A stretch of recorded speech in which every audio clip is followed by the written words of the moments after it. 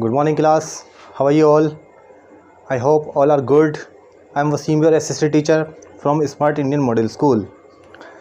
So students, as you know, I had started a chapter first, okay, civics. Chapter name is on equality. So I told you many things regarding this chapter. I told you two stories. One story is about the Valmiki Om Prakash, second story बताई थी मैंने अंसारी इसकी कि, और इसमें जो बताया था किस तरीके से हमारी सोसाइटी के अंदर लोगों के साथ डिस्क्रिमिनेशन किया जाता है। जैसे ओम प्रकाश के बारे में बताते हैं, वो एक दलित बॉय था और उसके साथ किस तरीके से सोसाइटी के अंदर व्यवहार किया जाता था। फिर दूसरी स्टोरी बताई थी मैंने अंसारी इसकी कि उन लोगों को किस तरीके से सोसाइटी में एक इक्वलिटी या कह सकते हैं कि डिग्निटी या सम्मान जिसको बोला था मैं नहीं मिल पा रहा था, उनको एक अपार्टमेंट नहीं मिल पा रहा था रहने के लिए। लेकिन ये सारी चीज़ें हमने देखी क्योंकि ये सारी चीज़ें बताई गई थी दोनों स्टोरी में, किस तरीके से उनके साथ डिस्क्रिमिनेशन किया गया था सोसाइटी के अंदर।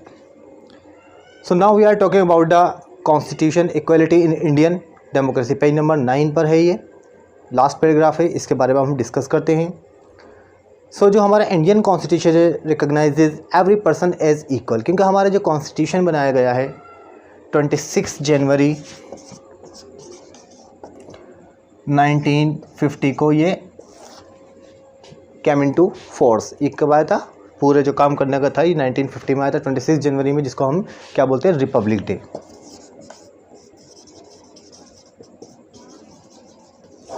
इसको हम बोलते हैं Republic Day, as a celebrate किया जाता है इसको। तो इसमें हर किसी के राइट्स, किसी के साथ डिस्क्रिमिनेशन नहीं हो सकता, ये सारी चीज़ें इसमें दी गई। लेकिन क्या हुआ, कॉन्स्टिट्यूशन में ही ये पहचाना गया है कि किसी के साथ भेदभाव नहीं किया जाएगा।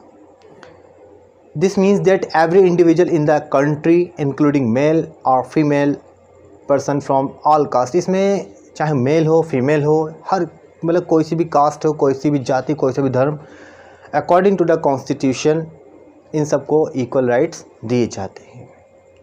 चाहे वो ट्राइब्स हो, चाहे इसमें से आदिवासी, उन लोगों को, चाहे वो एजुकेशनल इकोनॉमिक हो, बैकग्राउंड हो, कोई सा भी हो, और आर इक्वल, सब क्या है, बराबर है, समान है।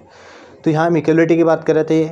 This is not to say that inequality ceases to exist, it doesn't, क्योंकि इक्वलिटी हमें देख सकते हैं कि कहीं पे भी हमें देखने को मिल सकती है अकॉर्डिंग टू द कॉन्स्टिट्यूशन के अकॉर्डिंग।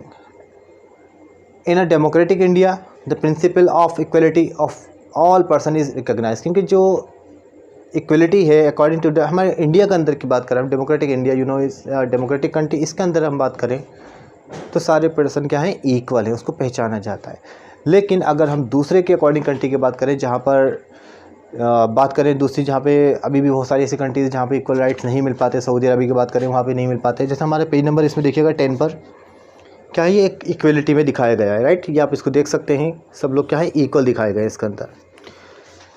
सो ये किस लिए बनाया गया है? इसलिए बनाया गया है किसी के साथ भेदभाव नहीं हो सके। सो हम कह सकते हैं कि protect from the discriminations ill treated, क्योंकि किसी के साथ बुरा व्यवहार नहीं किया जा सके। तो इस पैराग्राफ में यही बताया गया था कि हमारे कॉन्स्टिट्यूशन के अकॉर्डिंग मेंशन किया गया है कि किसी के साथ भेदभाव नहीं होगा। ओके, सो बहुत सारी और भी चीज़ें हैं कि हम देख सकते हैं कि किसी के साथ डिग्निटी हो, चाहे वो सबको इक्वल ही राइट्स मिलेंगे। तो यहाँ पर बताया गया था कि हमें एक कोई कॉन्स्टिट्यूशन जो हमारा, इसमें ही क्लियर किया गया है किसी के साथ डिस्क्रिमिनेशन नहीं होना है, सबको इक्वल राइट्स मिलना है।